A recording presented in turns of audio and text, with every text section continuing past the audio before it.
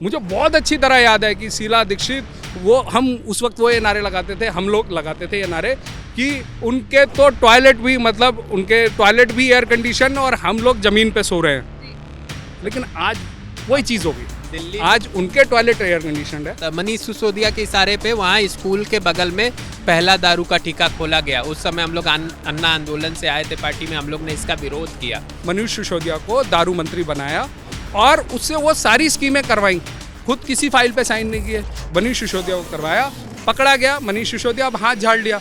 अब वो कहते हैं कि ये तो शिक्षा मंत्री को पकड़ा है। क्या सरकार ने या पुलिस ने शिक्षा मंत्री को पकड़ा है या दारू मंत्री को पकड़ा है, ये तो दुनिया जानती है। वो जेब में रेनॉल्ड का पेन लेके घूमे, इसका मतलब ये नहीं होता कि वो आम आदमी है।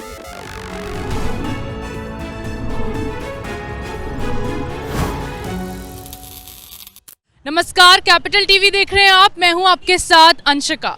ऑपरेशन शीश महल के तहत एक बड़ा खुलासा हुआ जिसमें ये बात सामने आई कि दिल्ली के मुख्यमंत्री अरविंद केजरीवाल ने अपने आधिकारिक आवास के रेनोवेशन के लिए करीब 45 करोड़ रुपए खर्च किए और जो पैसा उन्होंने रेनोवेशन के लिए लगाया है वो पैसा जनता का बताया जा रहा है। यानी कि जनता जो टैक्स पे करती है उस टैक्स के पैसे को अरविंद केजरीवाल ने अपने घर को सजाने के लिए लगाया है। मैं आज यहाँ इंडिया गेट पे मौजूद हूँ, जिस जनता के पैसे को केजरीवाल के आधिकारिक आवास में लगाया गया है उसी जनता के बीच यहाँ मौजूद हूँ। यहाँ मैं जनता की राय लूंगी इस मुद्दे पर कि अरविंद केजरीवाल ने अगर 45 करोड़ रुपए अपने आधिकारिक आवास के रेनोवेशन के लिए लगाया है तो उस पर जनता की क्या राय है। आइए कुछ लोगों से यहाँ बातचीत करते हैं।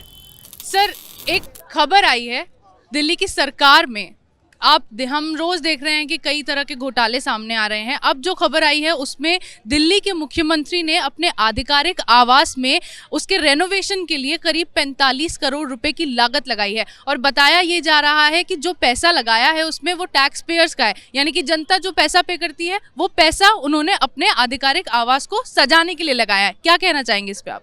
देखिए, जो ये दिल्ली की सरकार है इस पे बहुत सारे भ्रष्टाचार के मामले भी चल रहे हैं, लंबित हैं, और इस तरह का काम बड़ा ही दुर्भाग्यपूर्ण है। क्योंकि देखिए, दिल्ली में बसों की कमी हो गई है। दिल्ली में अगर आप देखेंगे तो जो रोड है ना वो बड़ी खस्ता हालत में है। दिल्ली का गरीब भी बहुत जगह तो ऐसा है कि राशन भी नहीं बट रहा है, भूखा मर रहा है। तो स्थिति ऐसी है कि दिल्ली का जो बजट है ना वो ऐसे कामों में लगाया जा रहा है जिससे जनता का भला नहीं हो रहा। ये बड़ा दुखद है। मैं खुद दिल्ली में ही रहता हूँ और मैं आपको चाहे मुस्तफ़ाबाद का इलाका हो, वहाँ पे तो रोड एकदम जर्जर हो गई है। लक्ष्मी नगर का इलाका हो, जर्जर हो गई है। तो सरकार कुछ नहीं कर रही है, सरकार बस अपनी जेबें भर रही है और दिल्ली के युवाओं का शोषण हो रहा है पूरी तरह से। क्योंकि जिस तरह से युवाओं को शराब बांटी गई, जिस तरह से युवाओं के लिए जो भी काम होने थे वो सरकार कर नहीं रही है। युवा भी बेरोजगारी से एकदम त्रस्त है। लेकिन जो आम आदमी पार्टी की सरकार है वो तो लगातार इन आरोपों का खंडन करती है। वो तो हमेशा ये बोलती है कि वो ईमानदार पार्टी है। क्या है, जो लोग आम आदमी बन के सत्ता में आए थे वो खास बन गए, उनका काम दिखा रहा है। वो जेब में रेनॉल्ड का पेन लेके घूमे, इसका मतलब ये नहीं होता कि वो आम आदमी है। वो चप्पल पहन के घूमे, उनके पास जूते, ऐसा हम मान नहीं सकते हैं कि वो सुबह मॉर्निंग वॉक में तो बहुत महंगे जूते पहन के मॉर्निंग वॉक करते हैं। आप किस आधार पे ये सब कह रहे हैं? आपने कुछ ऐसा देखा है? ये पूरी दुनिया ने देखा है। आप उनको मॉर्निंग वॉक करते हुए उनकी वीडियो देखो तो वो जूते देखो आप, और उनके जेब का पेन जो रेनॉल्ड का है वो दुनिया देखती है। वो मफरल बांधने का तरीका वो दुनिया देखती है। मैं नहीं कह रहा हूँ, मैं जैसे आपने देखा है वैसे मैंने देखा है। दूसरी चीज़ कि जो उनके घर में लागत हुई है, मुझे बहुत अच्छी तरह ध्यान है कि उस आंदोलन में हम भी थे। जब अन्ना आंदोलन यहाँ हुआ, आप अन्ना आंदोलन में केजरीवाल जी के साथ थे और इसी जगह पर हमने उनको और एक आंदोलन चलाया था हमने शीला दीक्षित के खिलाफ। शीला दीक्षित पे ये कहते हुए चलाया था कि उनका टॉयलेट भी एयर कंडीशनड है। मुझे बहुत अच्छी तरह याद है कि शीला दीक्षित हम उस वक्त वो ये नारे लगाते थे, हम लोग लगाते थे ये नारे कि उनके तो टॉयलेट भी उनके टॉयलेट भी एयर कंडीशन और हम लोग ज़मीन पे सो रहे हैं। लेकिन आज वही चीज़ हो गई, दिल्ली आज उनके टॉयलेट एयर कंडीशनड है। आपको ध्यान होगा 2 या 2.5-3 साल पहले की बात है, शकूरपुर रेलवे लाइन के पास एक बस्ती जो रेलवे लाइन के साथ वो उजड़ गई थी। वहाँ पे राहुल गांधी जी भी गए, वहाँ पे अरविंद केजरीवाल जी भी गए, उनको आश्वासन दिया कि हाँ जी ये सही होगा। सर्दी में, भरी सर्दी में छोटे छोटे बच्चे उस रोड पर कर रहे थे, टहल रहे थे, लेकिन उनकी हिम्मत नहीं हुई कि उनके घर के आगे बहुत बड़ा एक ग्राउंड है, वहाँ पे टेंट लगा के लगा दे। वो सरकार को कोस रहे थे कि देखो जी ये क्या कर रहे हैं, क्या नहीं, खुद ही दिल्ली सरकार में है, वो सरकार को कोस रहे हैं कि ये जो छोटे छोटे बच्चे हैं सर्दियों में घूम रहे हैं, इनके पास रहने को जगह नहीं है, क्या वो टेंट लगा के उनका सॉल्यूशन नहीं कर सकते थे? क्या दिल्ली सरकार के पास पैसे नहीं थे?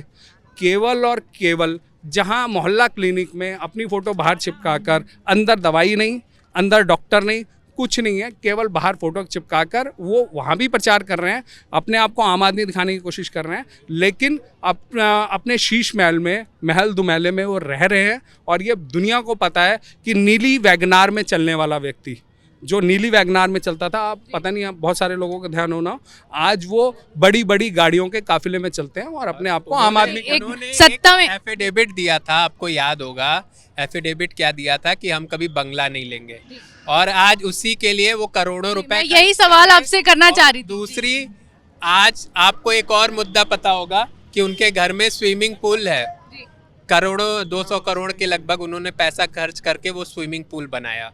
अब उस स्विमिंग पूल में पानी भरा हुआ है, एकदम साफ लपलपा चमचमाता पानी, और इसी दिल्ली में महरौली के इलाके हों, इसी दिल्ली में मुस्तफ़ाबाद के इलाके हों, इसी दिल्ली में कुछ ऐसे इलाके हैं जहाँ पे पानी नहीं मिल रहा है कई कई दिनों से, हफ्तों से। अब तो गर्मियों का मौसम आ गया और पानी की व्यवस्था छोड़ो, वहाँ पे टैंकर नहीं पहुँच पा रहे, और दिल्ली सरकार कान में रुई डाल के एसी कमरों में अरविंद केजरीवाल सो रहे हैं। और मैंने उनका वो रूप भी देखा है जब आल्टो से वो और मनीष जी चना खाते थे और देखते थे हाँ भीड़ इकट्ठा हो गई तो चलो हम प्रदर्शन में चलते। मनीष सिसोदिया को तो लगातार अरविंद केजरीवाल बता रहे हैं कि वो कट्टर ईमानदार हैं, देशभक्त हैं, लेकिन आए दिन मनीष सिसोदिया लगातार अपनी जमानत के लिए जमानत याचिका डाल रहे हैं, लेकिन फिर भी कैसे फंसा दिया? आप एक बात बताइए, मैं चाहे उन्होंने स्कूल में काम किया या नहीं किया, लेकिन स्कूल के प्रति उनका नाम था पूरी दिल्ली में, पूरे हिंदुस्तान में ये नाम था कि स्कूलों में बहुत अच्छा काम किया।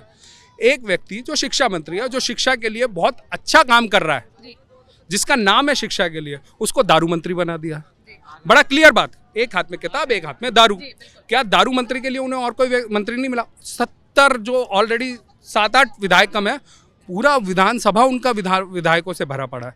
किसी और विधायक को दारू मंत्री बना देते, वो भी उन्हीं के इशारे पे काम करता, लेकिन मनीष सिसोदिया को दारू मंत्री बनाया और उससे वो सारी स्कीमें करवाई।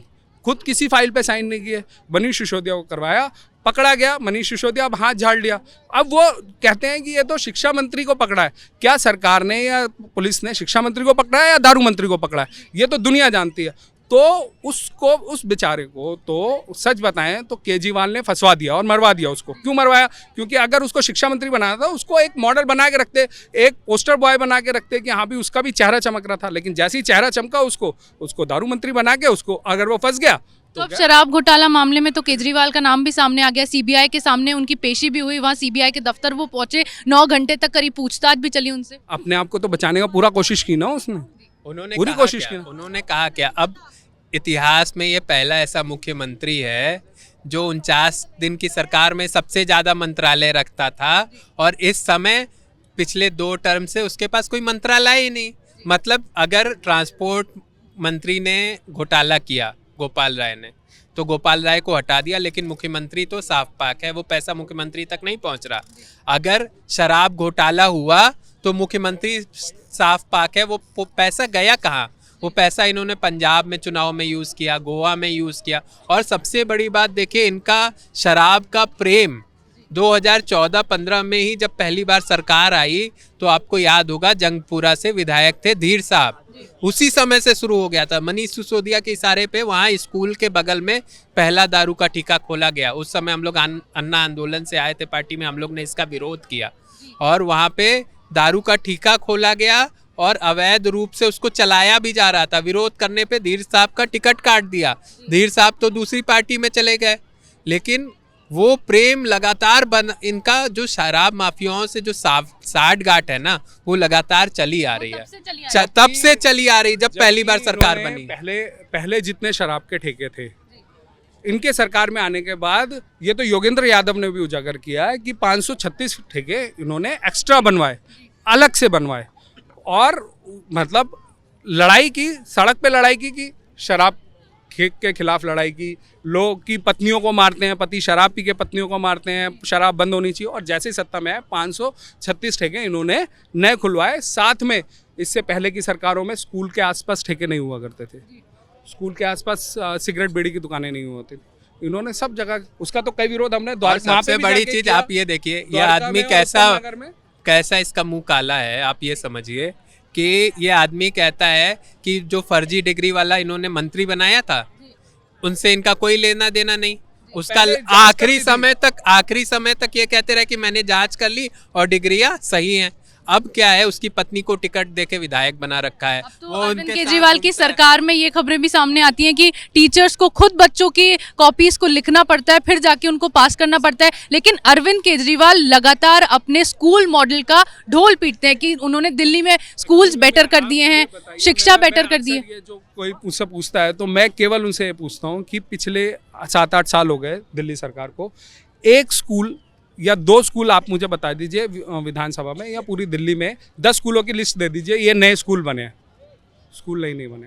ऐसे लोग जिनके बारे में अरविंद केजरीवाल कहते थे कि जी हमने पूरी जांच कर ली, हमने डिग्रियों की जांच कर ली, हमने उसके बारे में जांच कर ली, ऐसे कितने फर्जी डिग्री दिखे। मैं करोल बाग के विधायक विशेष रवि की बात करता हूँ। उन्होंने पहले हलफनामे में जब उन्होंने अपना पर्चा भरा था तो अपने आप को बीकॉम पास दिखाया, दूसरे हलफनामे में उन्होंने 12वीं पास दिखाया, तीसरे हलफनामे में उन्होंने 8वीं पास बताया अपने आप को। यानी कि पढ़ाई लोगों की बढ़ती है, उनकी घट रही है।